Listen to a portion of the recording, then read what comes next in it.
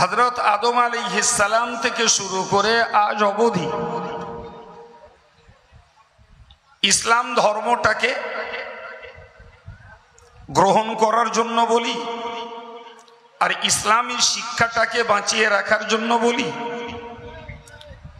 আর ইসলামী জীবনটাকে গড়ার জন্য বলি, সর্বকালই একটা বিপরীত পরিস্থিতির মোকাবেলা করেই চলতে হচ্ছে। কথাটা সত্যি না মিথ্যা? খানিকক্ষণ আমার সঙ্গে গল্প করুন। যদি এটাকে আমরা সত্য বলে বুঝি, তাহলে আমাদেরকে ব্যাকের রেকর্ড দেখে একটা সিদ্ধান্ত নিতে হবে। আপনি ব্যক্তি জীবনে, পারিবারিক জীবনে, সামাজিক জীবনে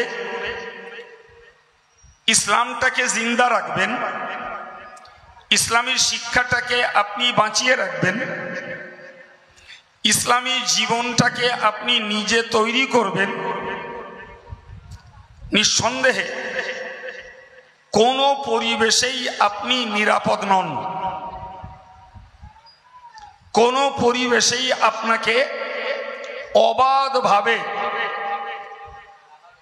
ইসলামী জীবনযাপন, ইসলামী শিক্ষা ব্যবস্থা এবং ইসলাম ধর্মটাকে টিকিয়ে রাখার পক্ষে আপনি বাইরে খেয়াল করার আগে ঘরে খেয়াল করে দেখুন, আপনার ঘরেও অনুকূল পরিবেশ নেই। কথা সত্যি না মিথ্যে?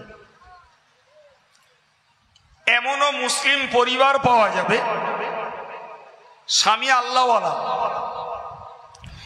স্ত্রী ইসলামের ধার ধারে না,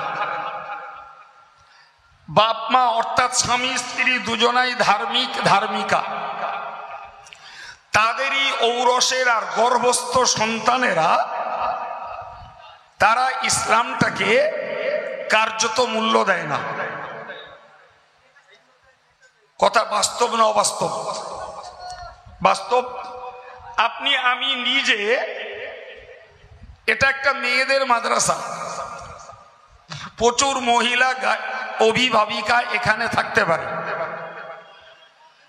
খোঁজ করে দেখুন যে আপনি আপনার নিজের স্ত্রীটাকে ইসলামের পথে গড়ে তুলবেন, সেক্ষেত্রেও সকলেই সহমত পোষণ করবে না।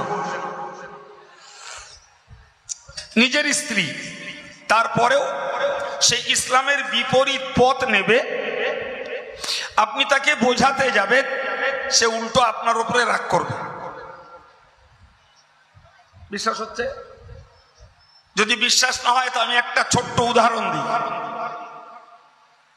আচ্ছা বলবেন সত্যি করে, আজকের এই মুসলিম পরিবারের যে বিবাহগুলো হচ্ছে, আচ্ছা কটা বিবাহের মজলিস আছে যেখানে মেয়েরা যায় না? শতকরা কটা পাবেন মনে হয়?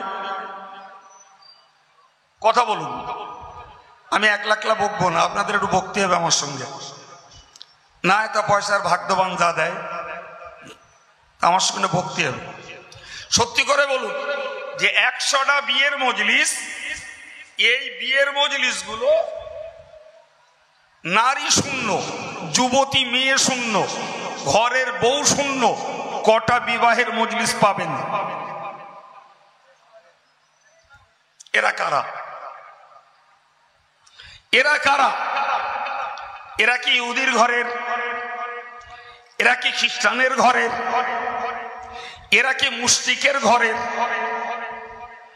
সবগুলো নেগেটিভ অ্যান্সার। এক কথায় বলতে হবে এরা মুসলিম ঘরের। আচ্ছা, যে ইসলাম নারীর জন্য পর্দা করা ফরজ করেছে, সেই ইসলামটাকে বুড়ি আঙুল দেখিয়ে আমাদের পরিবারের মেয়েরা রীতিমতো নগ্ন সাজে, নায়িকার সাজে সজ্জিতা হয়ে তারা বিয়ে বাড়িতে হাজির। আপনি প্রতিরোধ করতে যাবেন, আপনার সঙ্গে মুখ কালাকালি অবশ্যম্ভাবী, আপনার সঙ্গে মতবিরোধ অনিবার্য। সত্যি না মিথ্যা? ভাই, পরের কাছে ইসলাম প্রতিষ্ঠিত করার আগে যদি নিজের ঘরে আমি ইসলাম প্রতিষ্ঠিত করতে অপারগ হয়ে যাই, সেখানে যদি আমি অক্ষম হই, তাহলে অন্যের কাছে ইসলামের আদর্শ আর ইসলামের স্বচ্ছতা আর ইসলামের সত্যতা প্রচার করব, প্রতিষ্ঠিত করব, ব্যাপারটা নিশ্চিত বাধা মুক্ত নয়। ঠিক না ভুল? আজকের মুসলিম ঘরের যুব সমাজটাকে যদি আমরা মূল্যায়ন করি, সেখানেও দেখতে পাবো যুব সমাজ পর্নোগ্রাফিতে, চিত্ত বিনোদনে এবং চরিত্র হরণে যে পরিমাণ মেতে উঠেছে, তাদেরকে বাঁচিয়ে আনা অত্যন্ত দুষ্কর। বিশ্বাস হয়? হ্যাঁ না বলেন, কথা বলেন, বিশ্বাস হয়? বরং একদম নির্ভেজাল সত্য কথা বলছি, আজকের ছাত্র ছাত্রী সমাজ যারা এত পরিমাণ মোবাইলে ডুবেছে যে এদেরকে মোবাইল থেকে রক্ষা করার জন্য শিক্ষক, স্টাফ, কমিটি নাকানি চোবানি খাচ্ছে। বিশ্বাস হচ্ছে? সেই মোবাইলগুলোকে রাফ ইউজ করছে, সেই মোবাইলগুলোতে চরিত্র নষ্ট করছে। সংখ্যা যেটা কটাই হোক, সেই মোবাইলগুলোকে হারাম প্রোগ্রামে ব্যবহার করছে। কমিটি মাদ্রাসা চালাবে, শিক্ষকরা এডুকেশন শিক্ষা ব্যবস্থা চালাবে না, ছাত্র ছাত্রীদের দুশ্চরিত্র গঠনের পথে বাধা দিয়ে তারা তাদের টেনশন আর কাজ বাড়াবে। আমার কথাগুলো কিছু বোঝা যাচ্ছে? তাহলে আমরা মেয়ে মহল দেখছি, যুবক মহল দেখছি, ছাত্র ছাত্রী মহল দেখছি। অত্যন্ত বেদনার সঙ্গে ভাবতে ইচ্ছা করছে যে এরা আমাদের আন্ডারটেকিং, এরা আমাদের পরিবারভুক্ত, এরা আমাদের অধীনস্থ, এরা আমাদের কষ্টোপার্জিত রোজগারের উপভোগী। তারপরেও তাদের মাঝে আমরা কোরআনী বিধানকে, ইসলামী শাসনকে দেশে নয়, পার্টিকুলার নিজের জীবনে বাস্তবায়িত করতে আর করাতে আমরা দুর্বল। কি বলছেন? ঠিক না ভুল? সম্মানিত ভাইরা আমার, ভেবে বলুন, যদি আমাদের নিজেদের ঘরের অবস্থা পর্যবেক্ষণ করলে এই দাঁড়ায়, সব নবীর কথা ছেড়ে দিয়ে আমার নবীর কথা যদি ধরি, আমার নবী তো একটি ধর্মশূন্য, তৌহিদ শূন্য এবং মনুষ্যত্ব আর মানবতা শূন্য সমাজে নবীকে আল্লাহ পাঠিয়েছিলেন ইসলামকে প্রচার করার জন্য, কোরআনী বিধানকে প্রতিষ্ঠিত করার জন্য, মাটির মানুষকে প্রকৃত মানুষে পরিণত করার জন্য এবং জান্নাতের উপযুক্ত মানুষগুলোকে মৃত্যু পূর্ব পর্যন্ত জান্নাতি গুণের ওপরে কায়েম রাখার জন্যই ছিল নবীর জীবনের 23 বছরের আপোষহীন সংগ্রাম। মেরে নয়, ধরে নয়, যে অত্যাচার করে নয়, লোভ দেখিয়ে নয়, নবী ইসলামটাকে তাদের মাঝে ছড়িয়েছেন সত্যতার বাণী দিয়ে, খোদার ভয় দেখিয়ে এবং তাদের প্রতি সুব্যবহার করে। এরপরেও অবাক কাণ্ড, আশ্চর্য ব্যাপার, ভালো করে খেয়াল করুন, ওই নবীকে এদের কাছে শুনতে হয়েছে যে মোহাম্মদ মস্তিষ্ক বিকৃত, ওই নবীকে শুনতে হয়েছে মোহাম্মদ পাগল, ওই নবীকে শুনতে হয়েছে মোহাম্মদ মিথ্যাবাদী, ওই নবীকে শুনতে হয়েছে মোহাম্মদ চরিত্রহীন, ওই নবীকে শুনতে হয়েছে মোহাম্মদ ধর্মত্যাগী। আধুনিক কালে ওই নবীকে শুনতে হলো মোহাম্মদ সন্ত্রাসী, ওই নবীকে শুনতে হলো মোহাম্মদ একজন ধর্ম ব্যবসায়ী। সবাই মিলে একবার চিল্লে বলুন। পালা করে বলতেছেন? একবার সবাই মিলেমিশে বলা যাবে না? আর একটু চিল্লে বলুন, শয়তানের একটু লজ্জা লাগুক। নাউজুবিল্লাহ। এগুলো কোরআনের জ্বলন্ত জ্বলন্ত তথ্য। আমি একটা করে তথ্য তুললে রাত 3টে বাজবে, আমারও শক্তিতে কুলাবে না, আর ময়দানে আপনাদেরকেও পাওয়া যাবে না। আমি শুধু সার কথাটা আপনাদের মাথায় দিচ্ছি। প্রিয় ভাইরা আমার, আমি আগে বুঝিয়েছি, আমার ঘরে আমি ইসলাম প্রতিষ্ঠিত করতে দুর্বল, অক্ষম, মেয়ে মহলে, যুবক মহলে, এবং পার্সোনালি একটা মুসলিম তার জীবনে ইসলামটাকে কার্যত স্বীকার করবে, ইসলামটাকে কার্যত প্রমাণ করবে নিজের জীবনে, এর অভাব প্রচুর। ভিন ধর্মের লোকের কাছে রাসূলুল্লাহ ইসলামটাকে প্রতিষ্ঠিত করেছেন, বিনিময়ে মৌখিকভাবে এগুলো রসুলের পাওনা হয়েছে, এগুলো। এছাড়া দৈহিকভাবে রসুলকে মার খেতে হয়েছে, সাহাবায়ে কেরামদের জীবন দিতে হয়েছে, দৈহিকভাবে তাদেরকে সমাজ বয়কটের জীবন পালন করতে হয়েছে, দৈহিকভাবে তাদেরকে রীতিমতো টর্চার হতে হয়েছে, রসুলকে জানে মারার চক্রান্ত করা হয়েছে। ভাই, কথাগুলো আমরা আজকে নতুন শুনছি না, ইতিপূর্বে শুনে আছি? একটু বলেন জোরে। আমরা কি ইতিপূর্বে শুনিনি? কোনোদিন শুনেছি। প্রিয় ভাইরা আমার, এরপরেও রাসূলুল্লাহ পাহাড়ের মতো ধৈর্যের পরিচয় দিয়ে তার ডিউটি তিনি পালন করে গেছেন। সুবহানাল্লাহ বলেন, আর একটু জোরে বলেন। সম্মানিত ভাইরা আমার, আল্লাহর কোরআন বলেছে, ওয়াইযাম কুরুবিকাল্লাযী ওয়াইযাম কুরুবিকাল্লাযীনা কাফারু লিউসবিতুকা। ও নবী, ওই বিরোধী শক্তিরা তারা চক্রান্ত করছে তোমাকে বন্দী করবে বলে, আও ইয়াকতুলুকা, অথবা তোমাকে হত্যা করবে বলে, আও ইউখরিজুকা, অথবা তোমাকে দেশ ছাড়া করবে বলে তারা চক্রান্ত করছে।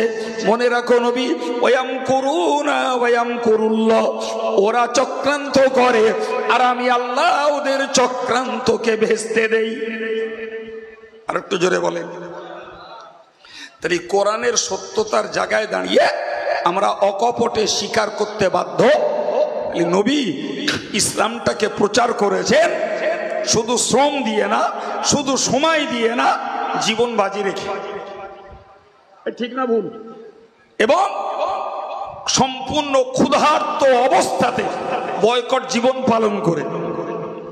সর্বোপরি তারা নবীকে মুহুর্মুহু দেশান্তরিত করার, দেশ থেকে তাড়িয়ে দেওয়ার চক্রান্ত চালিয়েছে, কোনো অংশে কম করি।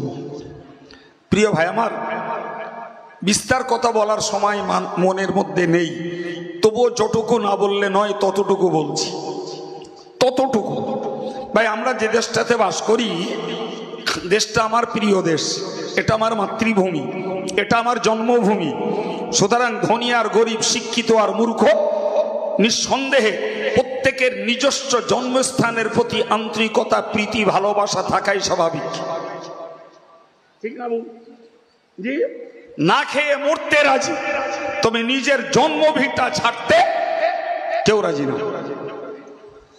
পরদেশিতে রাজকীয় খাবার খাবার তুলনায় স্বদেশে শাক ডাল এর কাছে নিঃসন্দেহে অনেক অনেক তৃপ্তির খোরাক। ঠিক না বল? ভাই, কোরআন শরীফে আল্লাহ বলছেন, ওয়াকালাল্লাযীনা কাফারু লিরুসুলিহিম লানুখরিজান্নাকুম মিন আরদিনা। কাফেররা রাসূলদেরকে বলেছিল, লানুখরিজান্নাকুম মিন আরদিনা, তোমাদেরকে আমাদের দেশ থেকে বার করে দেব। কাদেরকে বলছিল? কথা বলেন, কথা ক্লিয়ার বুঝে নেন। বলছিল কাফেররা। কাদেরকে? মুসলমানদেরকে না, স্পেশালি রসুলদেরকে বলছে। আরে রসুল মানে তারা আল্লাহ পাকের প্রোটেক্টেড ম্যান, আল্লাহর পক্ষ থেকে তারা সুরক্ষিত। রসুল মানে আল্লাহর পক্ষ থেকে তারা দায়িত্বপ্রাপ্ত। রসুল মানে আল্লাহর পক্ষ থেকে তারা সাহায্যপ্রাপ্ত। রসুল মানেই আল্লাহ পাকের দেওয়া কাজ করার তারা পৃথিবীর এক একজন দায়িত্বশীল। ঠিক না ভুল? তাহলে আমরা যদিও পৃথিবীর সৃষ্টি বান্দা হিসাবে আল্লাহ পাকের এই বিশ্ব পরিবারের একজন সদস্য।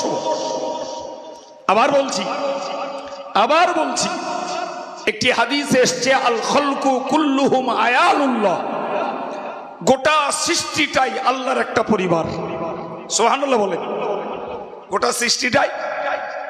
তাহলে তাতে মুসলিম থাকুক, কাফের থাকুক, মুশরিক থাকুক, ইহুদি থাকুক, বৌদ্ধ থাকুক, তেলেগু থাকুক, তামিলি থাকুক, আর্য থাকুক, অনার্য থাকুক, গুজরাটি থাকুক, মারাঠি থাকুক, আর গরু থাকুক, আর ছাগল থাকুক, আর পিঁপড়ে থাকুক, আর উই পোকা সার পোকা থাকুক, এরা সব আল্লাহর পরিবারের সদস্য।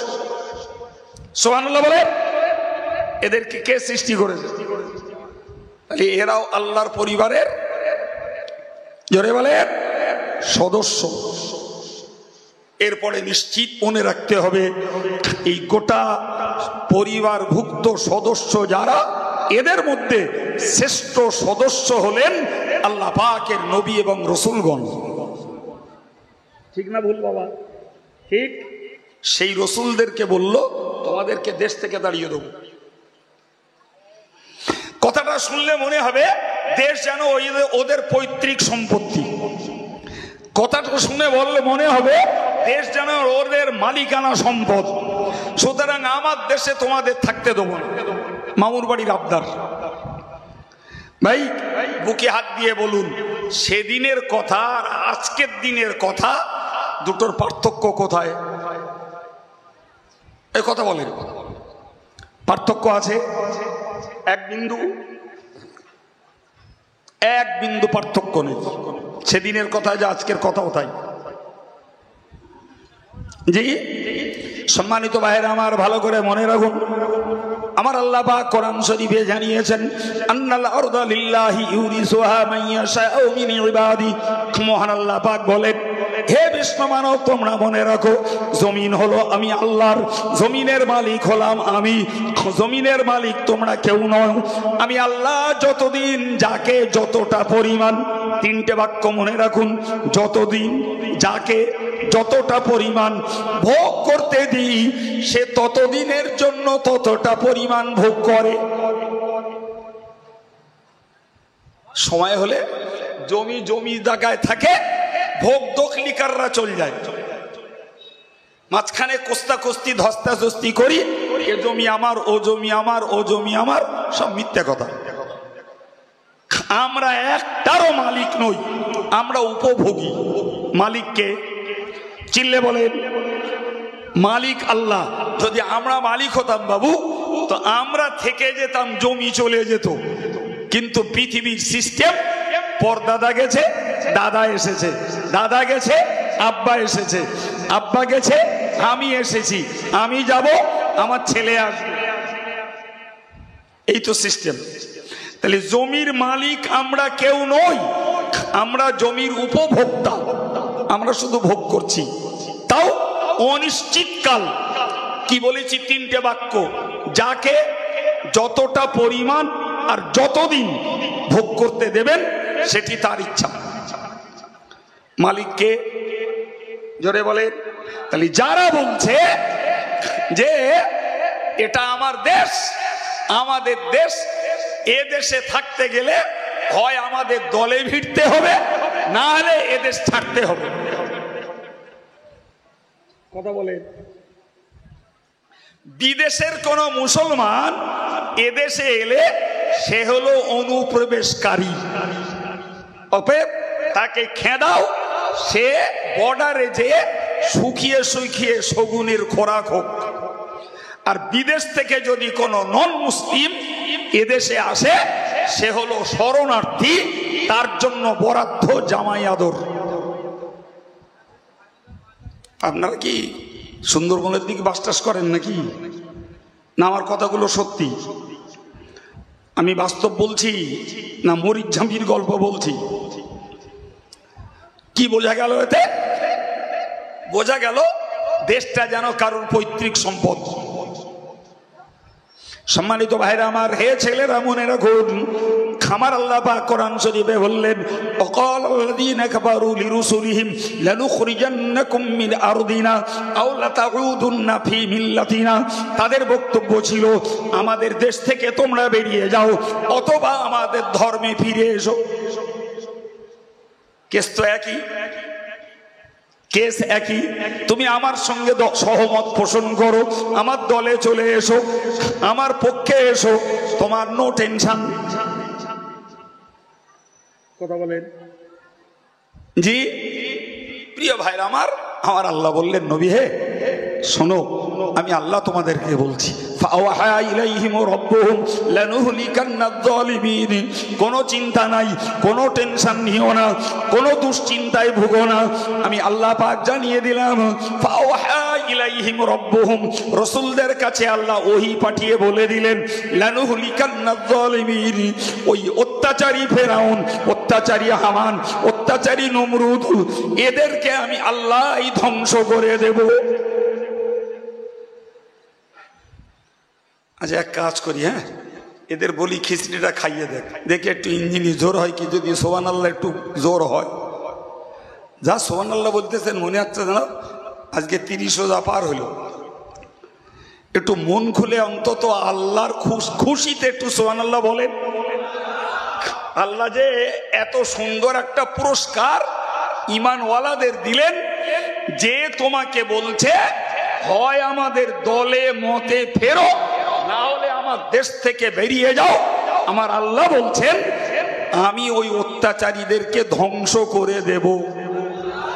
সুবহানাল্লাহ। কি গো, এই বার্তাটা আমাদের জন্য কি তৃপ্তির নয়? হ্যাঁ, তবে আল্লাহ পাক বললেন, নবী শুধু ওদেরকে ধ্বংস করে দেব না, ওয়ালানুসকিনান্নাকুমুল আরদ, এবং তোমার জন্মভিটে, তোমার জন্মস্থানে, তোমার মাতৃভূমিতে আমি আল্লাহ তোমাদেরকে থাকতে দেব। এ ঘোষণা কার? তবে তোমাদেরকে দুটো কাজ করা লাগবে। নাম্বার 1, যালিকা লিমান খাফা মাকামি, প্রথমটা হলো আমাকে ভয় করা লাগবে, আর দ্বিতীয়টা হলো আমি আল্লাহ কবরের আযাব, হাসরের আযাব, পুলসিরাতের আযাব, জাহান্নামের আযাব, এই জাতীয় যত আযাবের ভয় দেখিয়েছি, ওই আযাবের ভয়গুলো তোমাদের করা লাগবে। আমারে ভয় করো, আর আমি যে আযাবের ঘোষণাগুলো দিয়েছি ওইগুলোর ভয় করো। কটা গুণ লাগবে বাবা? জোরে বলেন, কটা গুণ বলেছি? একটা হলো আল্লাহকে ভয় করতে হবে, আর একটা হলো আল্লাহ যে আযাবের ঘোষণাগুলো দিয়েছেন ওই ঘোষণাগুলোকে ভয় করতে হবে। খুললে আল্লাহর ঘোষণা, তোমাদের অত্যাচারীদেরকে ধ্বংস করে তোমার জন্মভিটেই তোমারে থাকতে দেবো। একটু বলবেন বাবা, আল্লাহর কথা খেলাফ হয়? খেলাফ হয় না, মাশাআল্লাহ, আমাদের আকীদা ঠিক আছে।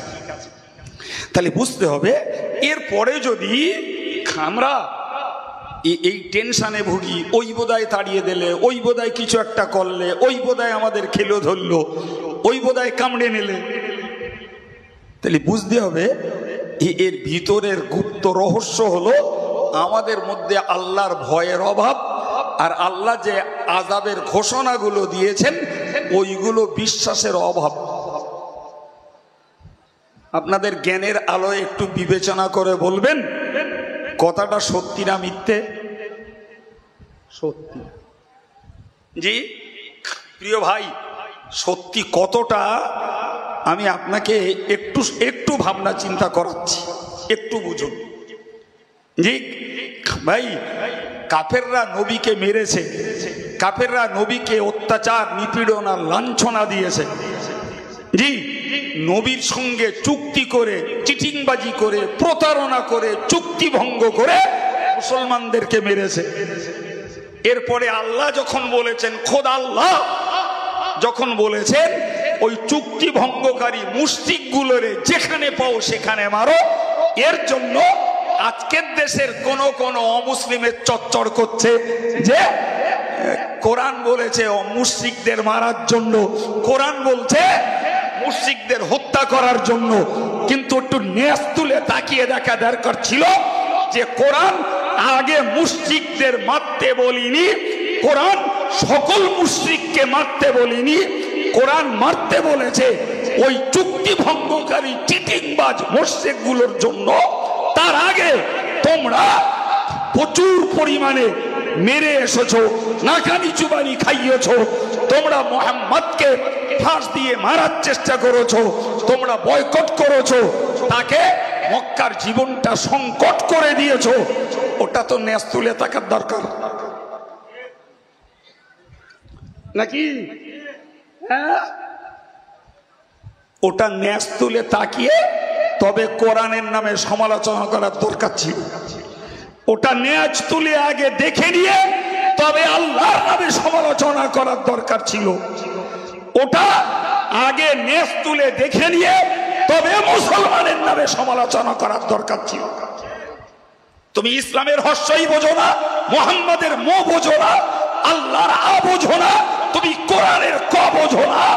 তুমি ওই মালিকের সৃষ্টি যে মালিক তোমার মতো কুলাঙ্গারকে, তোমার মতো অত্যাচারীকে, তোমার মতো মিথ্যা প্রতারক আর চিটিংবাজকে হত্যার নির্দেশ দিয়েছে, সেটা পৃথিবীর কোনো নেতা দেয়নি, পৃথিবীর কোনো মৌলানা দেয়নি, পৃথিবীর কোনো মুসলমান দেয়নি, দিয়েছে তোমার মতো জন্তুর স্রষ্টা যে মালিক আল্লাহ, তিনি।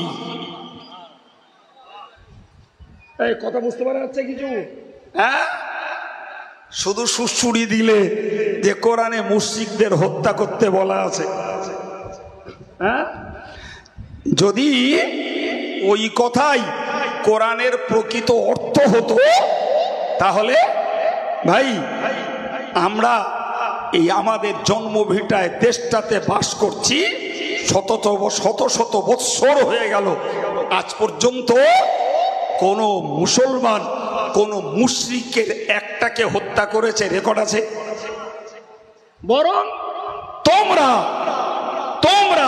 সবজি বিক্রেতাকে হত্যা করেছো, তোমরা দাড়িওয়ালাকে হত্যা করেছো, তোমরা খাসির গোস্ত খাওয়ার পরেও গরুর গোস্ত খাওয়ার বদনাম তুলে তোমরা মেরেছো, তোমরা যেখানে পেয়েছো মেরেছো। কিন্তু মুসলমানরা ও কাজ করতে যায়নি, কারণ আল্লাহ পাক কোন মুশরিককে মারতে আদেশ করেননি। আল্লাহ মারতে বলেছেন ওই মুশরিকগুলোকে যারা মক্কার জীবনে চুক্তি ভঙ্গ করে অশান্তির আগুন জ্বালিয়েছিল, চুক্তি ভঙ্গ করে গোপনে মুসলমানকে মেরেছিল, চুক্তি ভঙ্গ করে যারা নৃশংসতা চালাচ্ছিল, তাদের ব্যাপারে আল্লাহ বললেন ওদের যে কটারে যেখানে পাও সেখানে মারো। গেঁজায় দম মেরে বলে দিলে। হ্যাঁ জি প্রিয় ভাই আমার, আমি আপনাকে বোঝাতে চাইছি, উপলব্ধি করুন ভাই, এত কিছুর পরেও দুঃখের সঙ্গে বলতে হয়, আবু লাহাবরা একদিন কিছু লোক এক জায়গায় হয়ে আল্লাহকে লক্ষ্য করে বলল। কাকে লক্ষ্য করে বলল? আল্লাহুম্মা ইন কানা হাযা ওয়াল হক। বলল আল্লাহ, তোমার এই কোরআন যদি সত্যি হয়, বাংলাটা বুঝুন, তোমার কোরআন যদি, তার মানে যদি বলছে মানে ওর চিন্তায় কোরআন সত্যি নয়, তো চ্যালেঞ্জ করছে আল্লাহকে যে ইন কানা হাযা ওয়াল হক মিন ইনদিক, যদি তোমার পক্ষ থেকে অবতারিত এই কোরআন যদি সত্যি হয়। মাঝখানের কথাটা আল্লাহ কোরআনে উল্লেখ করেননি, মুফাসসিররা ধরুন বলেছেন যে আমরা মানি না। এই কথা সাজিয়ে নেন। তোমার কোরআন যদি সত্যি হয় হতে পারে, কিন্তু আমরা মানি না। বিনিময়ে ফামতির আলাইনা হিজারাতাম মিনাস সামা, আল্লাহ তাহলে তুমি আসমান থেকে পাথর বর্ষণ করো। কি করো? কি করো ভাই? সামান্য শিলা বৃষ্টি হলে আমরা দৌড়ে ঘরের মধ্যে যাই, আর পরদিন মাঠে যেয়ে দেখি ফসলগুলো জাবনা কাটা মতন পড়ে আছে। ঠিক না ভুল? জি ভাই। আর এরা নিজেরা আল্লাহর কাছে চাইছে যে তোমার কোরআন যদি সত্যি হয়, আমরা মানি না, ফলে আমাদের উপরে পাথর বর্ষণ করো, ইতিনা বিআযাবিন আলীম, অথবা কোন যন্ত্রণাদায়ক শাস্তি আমাদের উপরে দাও। কথাটা বললো কারা? এই কাদের কথা বলেছি বাবু, ভুলে গেছেন না মনে আছে? কারা? আবু জাহালরা, আবু লাহাবরা দল বেঁধে বলল ভাই আল্লাহ পাক পাথরও বর্ষণ করিনি, আর কোন যন্ত্রণাদায়ক শাস্তিও আল্লাহ দেয়নি। জি আচ্ছা বলেন, একেতে তুঙ্গে শয়তানি করছে, তুঙ্গে, আর তার উপরে এত বড় কথা বলল খোদা আল্লাহকে লক্ষ্য করে, আর আল্লাহ পাথরও বর্ষণ করলেন না, আর কোন শাস্তিও। নবী পাকের মনটা খুব ভেঙে গেল, কারণ শয়তানেরা যদি উপযুক্ত শাস্তি না পায় তাহলে শয়তানির মাত্রা বাড়বে না কমবে? আর আবুল জেহেলদের দশা হলো তাই। ওরা দেখলো বারে আমরা এত বড় কথা বললাম, তা আমাদের ঘাড়ে পাথরও পড়লো না, আর যন্ত্রণাদায়ক শাস্তিও এলো না, তাহলে নিশ্চিত কোরআন ভ্রান্ত, কোরআন মিথ্যা, কোরআন সত্য নয়। সত্য হলে আমাদের উপরে কিছু একটা পড়তো। নাউজুবিল্লাহ বলে, সবাই মিলে বলে। তো নবীর মন খারাপ, যারা এত বড় কথা বলল তারপরেও আল্লাহ এদের শাস্তি দিলেন না, তাহলে এদের দৌরত্ব, এদের অত্যাচার, এদের বিরোধিতা, এদের শত্রুতা, এদের প্রতিহিংসা আরো বেড়ে যাবে, যেটা স্বাভাবিক। তো কেউ না খবর রাখলেও নবীর দিলের খবর আল্লাহ তো রাখে নাকি? আমার আল্লাহ পাক কোরআন নাযিল করে বললেন, মা কান আল্লাহু লিউআযিবাহুম ওয়া আনতা ফীহিম। ও নবী তুমি মনে রাখো, আমি আল্লাহ পাক তোমায় জানিয়ে দিলাম, আমি আল্লাহ পাক জানিয়ে দিলাম, ওমা লাহুম আল্লা ইউআযিবুহুমুল্লাহ, কেন ওরা শাস্তি পাবে না? কেন ওরা শাস্তি পাবে না? আজকের এই কথা বলেছে বলে শাস্তি পাবে না, না, এর আগেও ওরা শাস্তি পাওয়ার উপযুক্ত হয়ে রয়েছে। কারণ হলো ওহুমিয়াসুদ্দুনা আনিল মসজিদিল হারাম, ওরা কাবায় নামাজ পড়তে বাধা দিয়েছে, ওরা মসজিদুল হারামে নামাজ পড়তে প্রতিবন্ধকতা সৃষ্টি করেছে, ওরা মসজিদ ভেঙেছে, ওরা অনেক কিছুই দৌরাত্ম্য চালিয়েছে, ফলে ওরা অবশ্যই শাস্তির উপযুক্ত ওরা আজকে হয়নি, অনেক আগে থেকেই হয়ে আছে, অনেক আগে থেকে। আজকে শুধু এই কথাটা বলেছে এর জন্য শাস্তির উপযুক্ত না। ওরা মসজিদ ভেঙেছে, ওরা আমার বান্দাদের মসজিদে নামাজ পড়তে বাধা সৃষ্টি করেছে, এবং আমার বান্দারা যখন মসজিদে নামাজ পড়তে গিয়েছে ওরা এদের নামাজে বিঘ্ন ঘটাবার জন্য হাতে তালি দিয়েছে আর গালে সিটি বাজিয়েছে, যাতে এদের নামাজে বিঘ্ন ঘটে। এসব অপরাধ ওরা করে রেখেছে।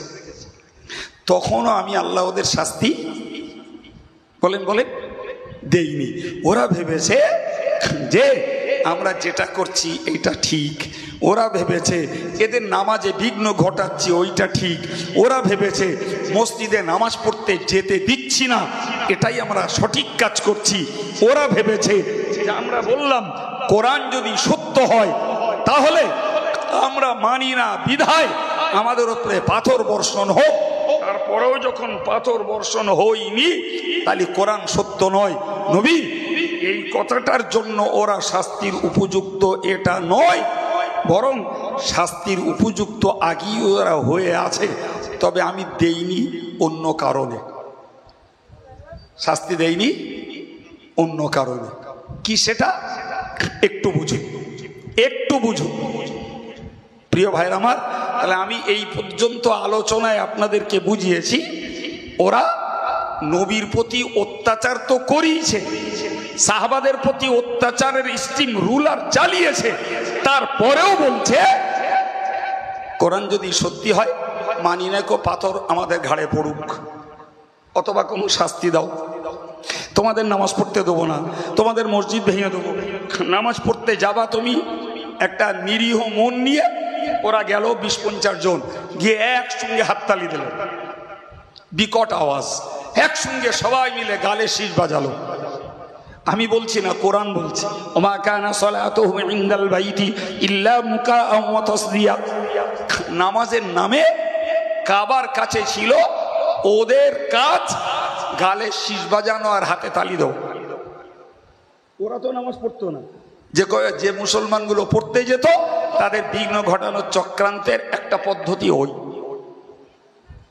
আল্লাহ বললেন, নবী ওরা শাস্তির উপযুক্ত অনেক আগে থেকে হয়ে আছে, আমি দিইনি একটা কারণে। মা কান আল্লাহু লিউআযিবাহুম ওয়া আনতা ফীহিম। আমি আল্লাহ পাক আমার জন্য সমীচীন মনে করি না। আল্লাহ নিজে বলছেন, মা কান আল্লাহু লিউআযিবাহুম, আমি আল্লাহর নীতি এটা নয় তুমি যাদের মাঝে আছো আমি ওই অবস্থাতে ওদেরকে শাস্তি দিয়ে ধ্বংস করে দেব। জোরে একটু সুবহানাল্লাহ বলেন। এবার একটু একদম প্লেন ভেবে বলুন দিন, কাফেররা অত্যাচার করে, অবিচার করে, অনাচার চালিয়ে তারা সুস্থ অবস্থায় বেঁচে গেছে, রোজগার করেছে, মাতব্বরি করেছে, জি, এবং রাসূল এবং সাহাবায়ে কেরামদের বিরুদ্ধে তারা নিষ্পেষণ চালিয়ে গেছে। এরপরেও ওরা ধ্বংস হয়নি, ওদের ঘাড়ে পাথর পড়েনি, ওরা সমূলে আযাবে ধ্বংস হয়নি, কেবলমাত্র আমার নবীর খাতিরে। আরেকটু জোরে বলেন। আল্লাহ নিজেই বললেন, আলেমদেরকে জিজ্ঞাসা করুন। আল্লাহ বললেন, মা কান আল্লাহু লিউআযিবাহুম, আমি আল্লাহ আমার নীতি নয়, আমার জন্য সমীচীন নয় ওদেরকে আযাব দেব এই অবস্থায়, আনতা ফীহিম, যে তুমি তাদের মধ্যে থাকবে আর আমি ওই অবস্থায় আযাব দিয়ে ধ্বংস করে দেব, তোমার খাতিরে ওদেরকে ধ্বংস করিনি। কিছু বোঝা যাচ্ছে বাপ? হ্যাঁ ভাই, আজকের আবুল আহাব, আজকের আবু জাহাল, আজকের ওতবা, সাইবা, রবিয়া, ওলিদ, আজকের ফেরাউন, হামান, নমরুদ, কারুন, সাদ্দাত, এরা আন্দাজ করে পাচ্ছে না গো, এরা আন্দাজ করে পাচ্ছে না।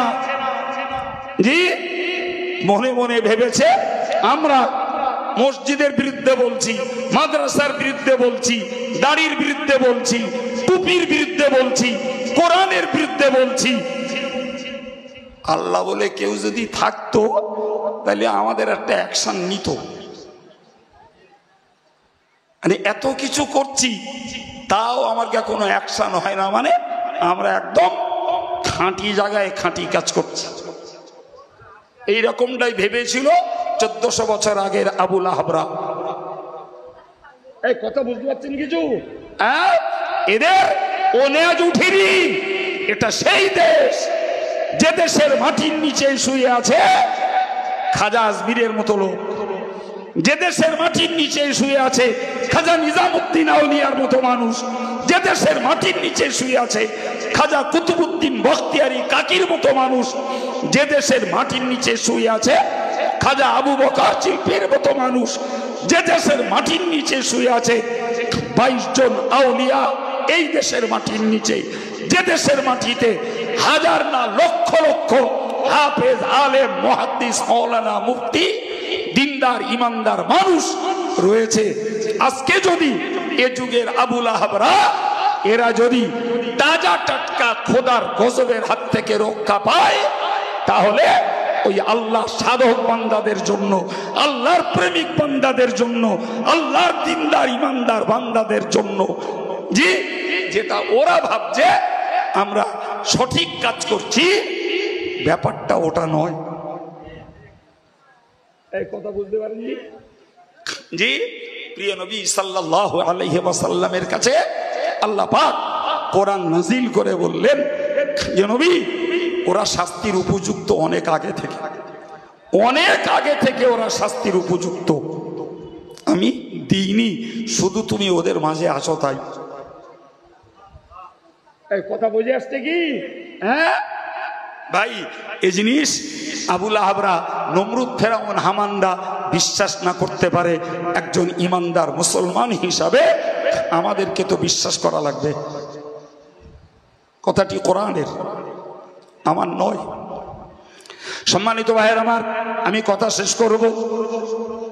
শেষ কথাটা বলছি, মনে রাখুন, যখনই আমার আল্লাহ বলেছিলেন নবী তুমি এদের মাঝে আছো, এই জন্য আমি আল্লাহ এদেরকে শাস্তি দিয়ে ধ্বংস করছি না।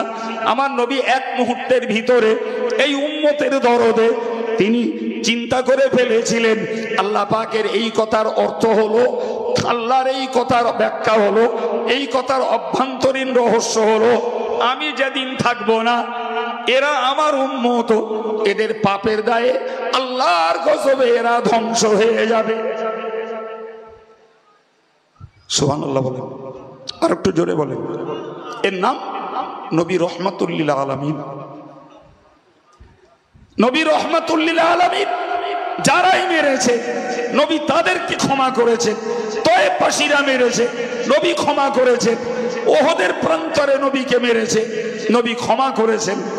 ভাই, ওই নবী সরকার দো আলমের নামে যত অত্যাচার অবিচার চালিয়েছে, সুদীর্ঘ 21 বছর ধরে মক্কা বিজয়ের দিন কাবার সামনে দাঁড়িয়ে নবী পাক বলেছিলেন, লা তাসরিবা আলাইকুমুল ইয়াউম ওয়া আনতুমুত তুলাকা, আজ আমার পক্ষ থেকে তোমাদের কারোর উপরের থেকে কোনো প্রতিশোধ নেওয়া হবে না। ওয়া আনতুমুত তুলাকা, আমার পক্ষ থেকে সকলকে ক্ষমা, সকলকে স্বাধীন করে দিলাম, সকলকে নিরপরাধ ঘোষণা করে দিলাম।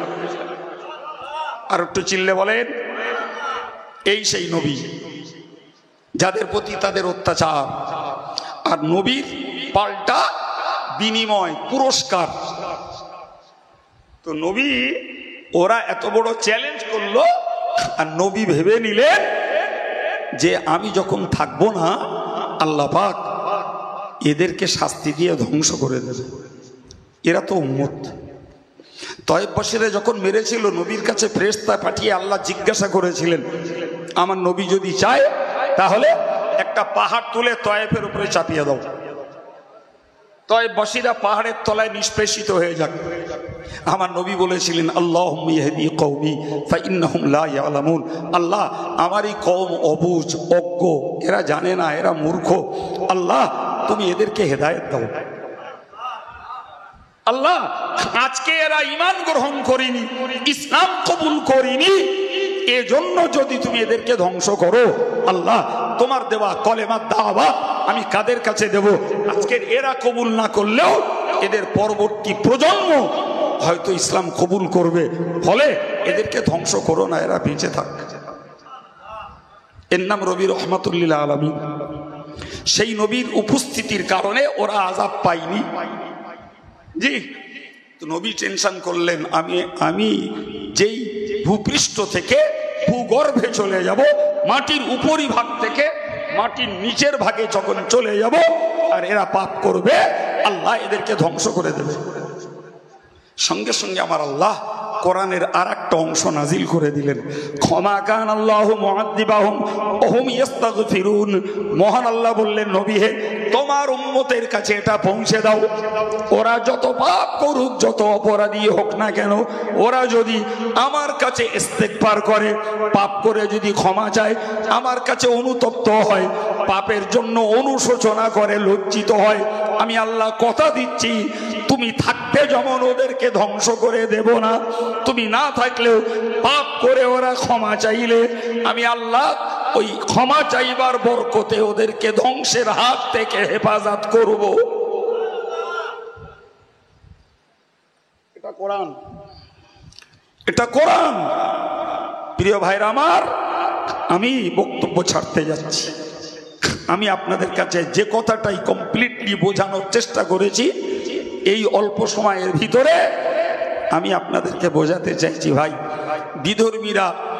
বিধর্মীরা ইসলামটাকে কোন চোখে নেবে, কোরআনের ব্যাপারে কি মন্তব্য করবে, তারা দাড়ি টুপির ব্যাপারে কি মন্তব্য করবে, মসজিদ মাদ্রাসার ব্যাপারে কি বিশুদ্ধার করবে, ওটা সাইডে রাখুন। রেখে আমরা অন্তত পারিবারিক ভাবে আমরা একটু নিজেরা সমীক্ষা করি যে সত্যি আমরা যে পাপগুলো করছি, আমাদের পাপের দায়ে আমরা আল্লাহর কাছে শাস্তির উপযুক্ত নই তো? যদি আমাদের বিবেক বলে হ্যাঁ, আমি না করি আমার ভাই করে, আমি না করি আমার স্ত্রী করে, আমি না করি আমার ছেলে করে, আমার ছেলে করে না আমি করি, আমার ভাই করে না আমার ভাইপোটা করে, তাহলে কোরআনের এই ফর্মুলাটা আমাদের কাজে লাগাতে হবে যে যদি আল্লাহর আযাবে গজবে, সে গজব হতে পারে প্রাকৃতিক, সে গজব হতে পারে কোন অত্যাচারী শাসকের দ্বারা, সে গজব হতে পারে কোন অত্যাচারী নেতৃত্বের দ্বারা, সে গজব হতে পারে হিংস্র চরিত্রের মানুষদের দ্বারা। সবের মূলে একটা কথা আমাদের স্বীকার করতে হবে, আল্লাহ আমরা পাপী, তুমি মাফ করে দাও। এটাই কোরআন শিখিয়েছে আমাদের, ওটাই কোরআন আমাদের শিখিয়েছে। নবী তুমি থাকবে না তো কি হয়েছে, তোমার উম্মত যদি পাপ করে ক্ষমা চায়, আমি তাদেরকেও আমি আযাব গজব থেকে রক্ষা করব, ক্ষমাটা তাদের চাওয়া লাগবে। প্রিয় ভাইরা আমার, সুতরাং আমি আমার জাত কওমের কাছে দাঁড়িয়ে গোড়ায় বলেছিলাম জি আমরা আমাদের নিজের আন্ডারটেকিং, নিজের পরিবারের মেম্বার্স যারা, এদেরকেই সামলাতে পারছি না, এদের ভিতরে ইসলামটাকে প্রতিষ্ঠিত করতে পারছি না, এদের ভিতরে কোরআনের শিক্ষাটাকে আমরা বাস্তবায়ন করতে পারছি না। সুতরাং অন্যের উস্কানি বলি আর অন্যের বিশুদ্ধার বলি, তাতে আমাদের শুধু কুন করে লাভ হবে না বাপ। যদি লাভ করতে হয় তাহলে অন্তত পারিবারিকভাবে আমাদের পরিবারটাকে ইসলামের পথে প্রতিষ্ঠিত করতে হবে, এবং এরপরেও আমাদের নিজস্ব পাপ আচরণের জন্য আল্লাহর কাছে ক্ষমা চেয়ে নিজেদের অসহায়তা, নিজেদের দুর্বলতা, নিজেদের অপারগতা আল্লাহর কাছে পেশ করলে অসহায়ের সহায় তিনি, দুর্বলের জন্য সবল তিনি, অত্যাচারিতের জন্য সাহায্যকারী একমাত্র তিনি। ঠিক না ভুল? বিশ্বাস করুন, আমরা ফর্মুলা ভুলে গেছি, আমরা ফর্মুলা ভুলে গেছি। ফর্মুলা ভুলে যে শুধুই আমরা কিছু রাষ্ট্রীয় নিয়ম পালন করছি, রাষ্ট্রীয় কিছু নিয়ম, মিটিং মিছিল সভা সমাবেশ, জি আন্দোলন ধর্ণা কেস, এগুলো সব রাষ্ট্রীয় নিয়ম। কথা বলেন ঠিক না ভুল? কিন্তু আল্লাহ শিখিয়েছেন সম্পূর্ণ ভিন্ন একটা আধ্যাত্মিকতার নিয়ম, আর সেটাই আমাদের কাছে বড় অভাব। আল্লাহ বোঝার তৌফিক দেন। পরিশেষে আপনাদেরকে বলবো, নিশ্চিত মনে রাখুন, এটি একটি শিক্ষা প্রতিষ্ঠান যেখানে মেয়েদের দিন শিক্ষার উপরে তৈরি করা হয়। ভাই, অন্য জায়গায় আছে ছেলেদের প্রতিষ্ঠান, তো ছেলে হোক আর মেয়ে হোক, ধর্ম শিক্ষা, ধর্মীয় শিক্ষা যেমন প্রয়োজন, তেমন এর বাস্তবায়ন প্রয়োজন। কারণ শিক্ষার পরে যদি বাস্তবায়ন না থাকে, তাহলে সেই শিক্ষাটাই হয় তার শত্রু। সেই শিক্ষাটাই চলে যায় তার এগেনস্টে। জি, আমি নামাজ পড়তে হয় এটা শিখেছি, নামাজ আমি পড়ি না। দ্যাট মিনস আমার ওই নামাজ পড়তে হয় শিক্ষাটাই পরবর্তীতে আমার জাহান্নামে যাওয়ার কারণ। কথা ঠিক না বল? আমি নামাজ পড়ি না, শিখেছি পড়তে হয়। জি, তাহলে সেটাই হবে আমার জন্য শাস্তির কারণ, ঠিক না বল? ফলে আমি আপনাদেরকে বলবো, আমরা কেউ শিক্ষা দরদি, কেউ শিক্ষার সহযোগী, কেউ আমরা অভিভাবক, কেউ অভিভাবিকা, আমাদের ছেলে মেয়েরা দিন শিক্ষার ছাত্রছাত্রী, সবাইকে নিয়ে আমার আলোচনা যে আমরা শিক্ষাটাকে জীবনে কাজে লাগাই, door to door, man to man. এবং এরপরেও আমরা সাধু নই, অপরাধ আমাদের পায়ে পায়ে বিজড়িত, তার জন্য আল্লাহর কাছে ক্ষমা চাই। অত্যাচারীর ব্যবস্থা আল্লাহ নেবে, আর হেফাজত আমাদেরকে আল্লাহ করবে। প্রিয় ভাইরা আমার, আলোচনা ছাড়ছি, দোয়া চাচ্ছি, দোয়া রাখছি। জি, শুধু মজলিসের লোকেদের জন্য না, মুসলিম জাতির জন্য। আসুন প্রিয় নবীর প্রতি একটু সালাম। ইয়া নবী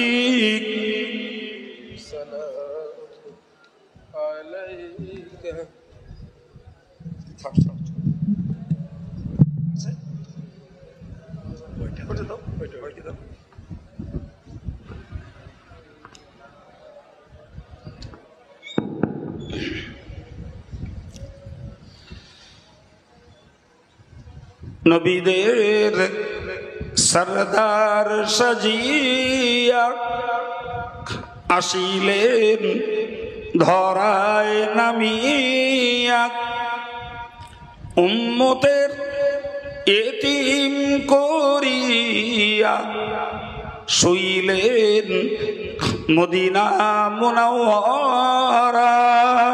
ইয়া নবী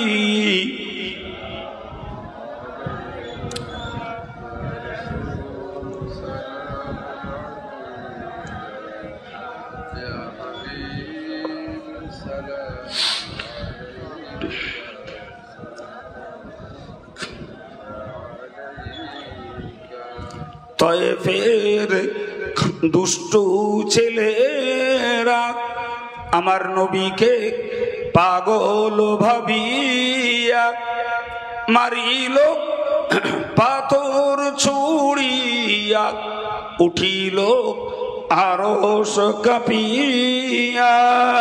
ইয়া নবী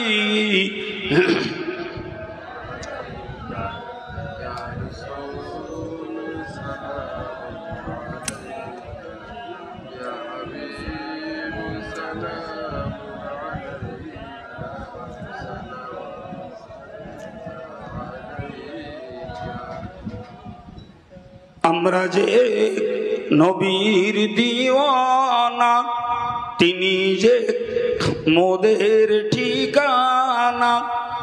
কবে যাব আবার মদিনা, পাঠালাম সালামের নজরানা। ইয়া নবী